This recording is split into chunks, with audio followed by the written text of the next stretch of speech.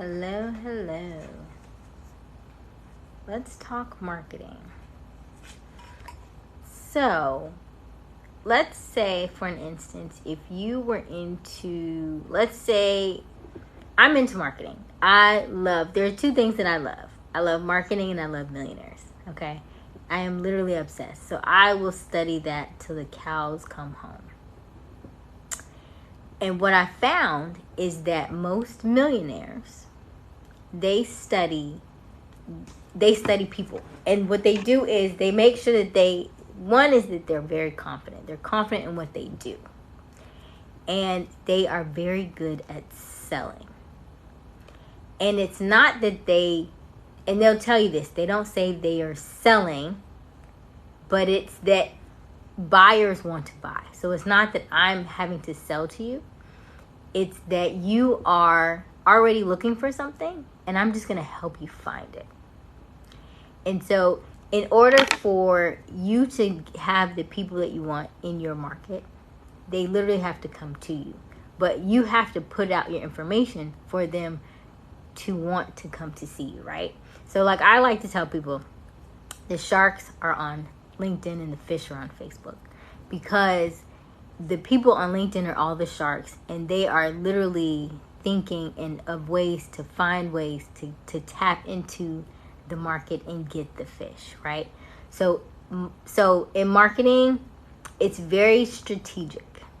And it's so strategic that it would literally, like if I were to literally tell you all the things that they've looked and they think about, you would lose your mind, okay? So, for instance, let's just say, let's try and think of a good example. Somebody give me a topic.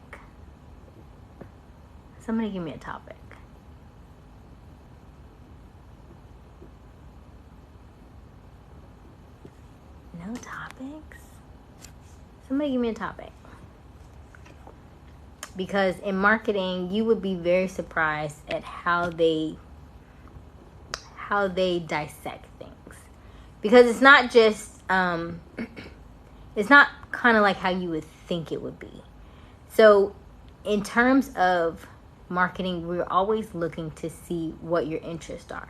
And it's not even just like what you like and what you don't like, but it's so much deeper than that. It's like, hey Brian, how are you? It's more so like let's say you want to buy a car. And it's not just that you buy a car. We study everything. We study is it like male, female, age, sex, what you how much income you make, what you like, what you dislike, what your pain points are, what you're attracted to.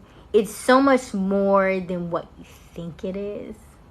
But once you understand, and once you really tap into the person and you know the pain points of that person, then you could literally get them to do anything you want them to. That's what marketing is. That's why marketing is so powerful, because marketing is literally, they will tell you, like when you get into the groups and stuff, they'll tell you, it's like, make sure you do this for good. Make sure you use this for good. Because it is so powerful. You can literally get people to do anything. Anything. So you got to be mindful of what you're doing. So anyway, okay. So let's talk. Y'all got to give me a topic. I tell you, marketing and millionaires. I could talk about it for days. So I have found that most millionaires are very, most of them they've lost it all and they've always made it back. So if you are one of those people, so that's one thing. They've lost a lot of money and they've always made it back. So if you are talking to somebody who was a millionaire and lost it, just know they're getting it back because they've already learned the skill. So there's a skill to marketing. And how to make money. One thing is mindset. It's not what you think. Everything that you've learned about money, if you don't have it, it has nothing to do with you. If you're blaming somebody else for it, that's already wrong, right? Because if you are, let's say if you're 18 or older, you make your own decisions. So if you make your own decisions, I can't blame anybody else for what I'm doing but me. So that's number one. So first things first is you just have to accept where you are. Okay, once I accept where I am and the fact that I don't have money or I don't have this or that, then I got to change my mindset to how can I get it? So then it becomes a choice of, okay, so if I don't have it, how do I acquire it? Well, I can't blame other people for not having it. So what am I going to do to get it? So then they start reading. So we start reading books. I read a lot of books. I read a lot of audiobooks, I should say. I'm not very much an avid reader, like words on a page, but I listen to a lot of audiobooks. And the funny thing is that when you listen to audiobooks and you read, they all have the same stuff in them. Especially like a lot of self-help books with millionaires. They all have a lot of the same points, just different ways to get there. So a lot of them will say that they've read Think and Grow Rich. A lot of them have said they have listened to The Science of Getting Rich. There's a book called How to Win at the Game of Life by Florence Scovel Shinn. There is The Go-Giver. There is 1 Minute Millionaire. There is the Millionaire Next Door. The Next Millionaire Next Door. There are thousands of books, okay? But anyway, if the more that you read and the more that you understand the concept of money and how it flows, the interesting thing is the more it circulates, the faster it gets back to you. So imagine like a circle, right? Like a circle. So once you let it go out of your hand, just know that it's coming back, right? So it's kind of like, and I will put God in this because it's interesting that the people who are at the top know how this works. They know how to use God. They know how the universe works, and they know that in order for them to succeed, they have to tap into that, right? So they do have faith that the money will come and that the money will come back to them. So what they do is they will invest it, right? So they'll give it to somebody else and just know that it's coming back on the back end. So essentially, like when you see somebody homeless, right? You may give them $1 or $2 or however much you give them, but you can't in your mind be like, oh my God, well, I don't know what they're going to do with it. That is not for you to know, right? Because if somebody gives you money, it's out their hands. It's not for me to know. It's not for you. Once I give it, I just have to know that it's in good hands and I've done my part. And once I've done my part, I can let it go and just know that it's coming back to me, right? It's just like that boomerang type deal. So once you let it circulate, it's gonna come back to you anyway. And so the difference in mindset of millionaires and of people who are not millionaires is just that simple. It's just a mindset of, okay, if this leaves, what do I have next? Like, I have to plan for what I'm going to do next. Most millionaires have anywhere from 4 to 7 streams of income. And it's not that they have completely different streams of income, but it's really that they've started with one income stream and then it's kind of diversified over time. So let's say, for instance, if I have, so let's say I'm in real estate, right? Yes, God loves everyone. Thank you. Good morning. Good morning. So God loves everybody. But let me get back to my stuff. Okay, so if I'm in real estate, let's say I'm in real estate and I'm doing really good in real estate. And so over time, people are going to come to me and say, man, I really like what you do in real estate. Like, can you help me out? And it's like, okay, well, I'll offer some coaching. So I'm going to start doing some coaching. And so now my one income stream was just real estate, right? So now that I'm done coaching, so now I'm in 2, right? So I'm doing real estate and I'm coaching on side. Real estate and coaching. Well, now I've gotten like 10 or 11 one-on-one clients, and I'm like, oh, this is a little too much, right? So maybe I say, okay, well, they're saying, well, we need more stuff. Okay, well, let me make some courses. So now I have real estate, coaching, Now I've got courses, right? So as I'm teaching my courses and everything, and they're buying the courses, right? So now that's another income stream. So now from the courses, they're like, hey, I like how you do these courses. Like, how are you marketing these courses? Okay, so now let me teach you how to market the courses. So now that's a fourth stream of income, right? So you see how they tend to diversify and how things tend to just kind of move in different directions. But they still started with this same thing. They started with one thing and then it migrated to something else, So when you are first starting out, it's easy to really just want to try everything. Trust me, I have tried. I'm still trying it. I was like, Asia, that's probably why I'm not a millionaire yet, right? Because I've tried to do so many different things at one time and it just doesn't work. You have to figure out what it is. What is your passion first? What is your number one thing that you want to do? What's your passion? What's your drive? What motivates you? Because if you love it, then you'll do it. If you hate it, then you won't. And also, it's the little habits that feed you, that drive you to do better, right? So number one is self-discipline. That is going to be the hardest thing for you to achieve, is self-discipline.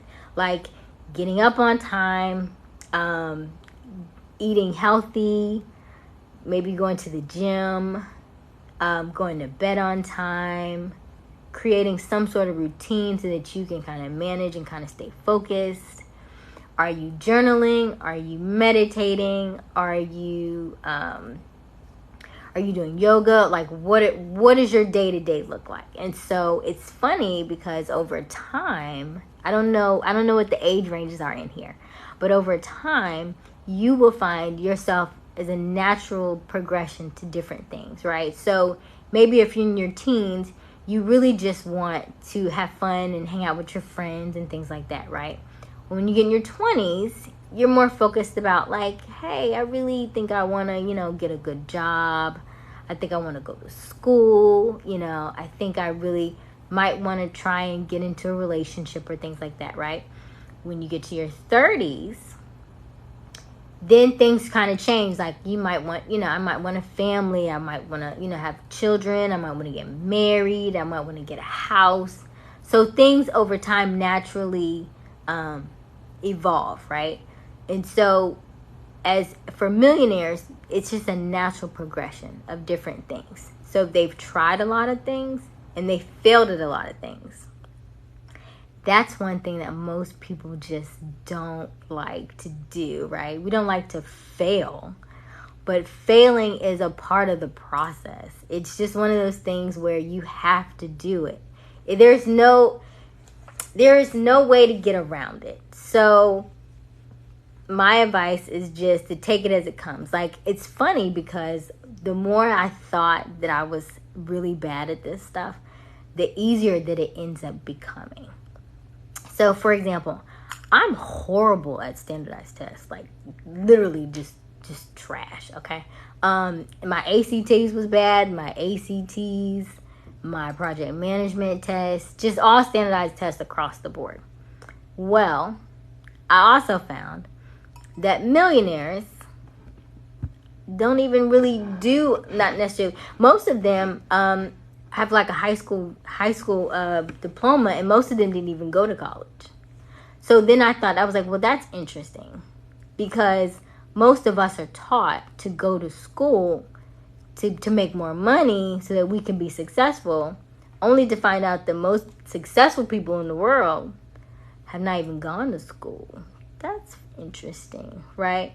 So then I started learning that kind of stuff, and I realized that okay,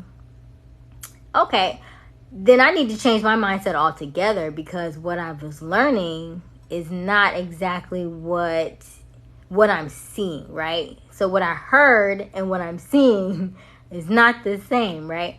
So over time, I started to shift, okay? So I started doing little mini habits every day. So I started eating better. I stopped eating meat. Now I'm I'm not saying millionaires stopped eating meat. I'm not saying that. That was just something that I did. But I did notice that when I stopped eating meat, I started to be able to function better. And then I stopped doing gluten. And gluten gave me a sense of like a fog, like a brain fog. I'm not really sure what that is. But I noticed that when I stopped doing the pastas and the cookies and the bread, that I was clearer. Like I could see, I could function better. I wasn't just scrambling back and forth. I was almost like a Dora with Finding Nemo. Like every 8 seconds, I couldn't remember what I was doing. So I had to step back from that. And so once I stopped doing gluten, I realized that I felt a lot better about myself. So I did do that. And I would encourage anybody, if you're like ADHD or ADD and it's hard for you to concentrate, I would literally start there first. Just stop doing a lot of gluten. Whatever's because gluten's in a lot of stuff, right? But yeah, pastas, bread especially, like all that wheat and grain type stuff. So I stopped doing that, and I felt a lot better. So yeah, and then let's see. And so what I'm learning is that the more you apply yourself, the more people will be attracted to you. The more people will open up to you. So I'm on here talking to you right now. This is really not my thing. I don't really like being on lives, but it's helping me to talk better, right? It's helping me to get my word across. It's helping me to see more people. And so that's all marketing is, right? Marketing is about connections. Marketing is about getting out there, getting your brand out there, getting your face out there, and making connections with people, and you're networking, so that way you can interact with the next person, and the next person can help you with your like hand up and hand up and hand up. Because millionaires know how to make connections, and they know how to network, and they are good at it. And they know that in order for them to get to the next tier, if they're 7 figures, they want to get it to Deca Millionaires, 8 figures and 9 figures. They know that they need help. That is the number one thing that they know they need. They know that they need help. Whereas people who are not millionaires, we be like, I'm good. I can make it. Don't worry. I don't need nothing. They know they need help. So they make sure that they position themselves to be able to do that. So they are always networking. They're always going to each other's functions. They're at the country clubs. They're at the golf clubs. They are going to different events. They're online. They're doing lives. They are on social media. They are working. They are always working. And so that is one thing that I've noticed about them. Now, it's interesting that all right, bye Elizabeth, God bless. So it's interesting that the more you apply yourself, the more you find out about yourself, right? And so for me, it was confidence. So one of the things that I noticed that I didn't have, what I was lacking, was confidence. And that's where the marketing really helped me at, because I needed that. And what you find is the more confidence you have, the more people will gravitate towards you. So it's not necessarily I'm talking to you right now, and I'm very much a right brainer. So I like to see people, and I like to talk to people, and I'm really good with one-on-one. I'm great with one-on-one. But this is not quite one-on-one, because you're not really talking back to me per se. So it's a little different.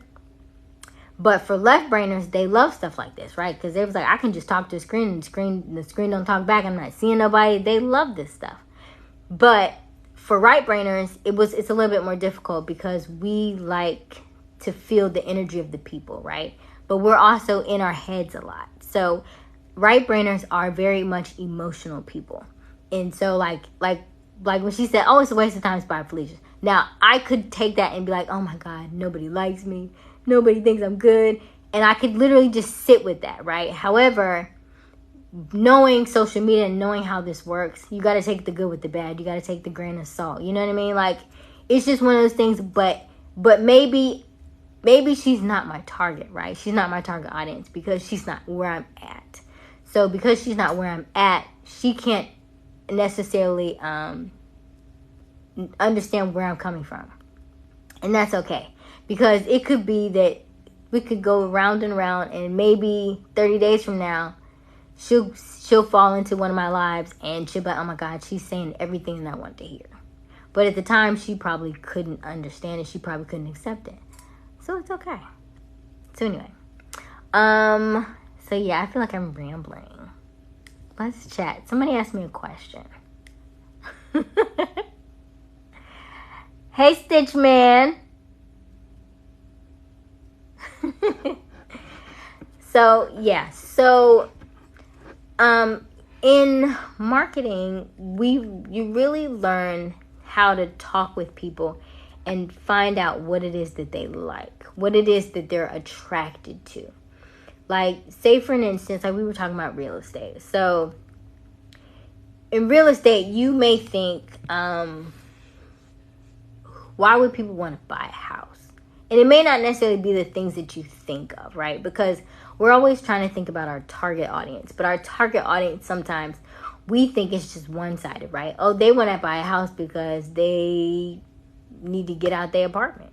But it could be more than that, right? It could be that they want to buy a house because they're downsizing, right? They could be empty nesters, right? They had 5 kids. Now all their 5 kids is grown, so they don't need 6 and 7 bedrooms now. So now they're downsizing. Now they want to buy a house. It could be that it could be a single mom, right? And she's been living with her parents, so now she wants her own place.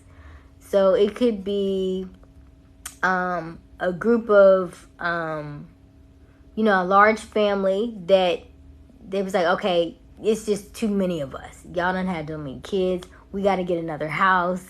You know what I mean? So it doesn't always have to be what you think it is. So marketing, the fun thing about marketing is finding the loopholes, finding the things that people didn't see and gravitating to that and then using that to your advantage.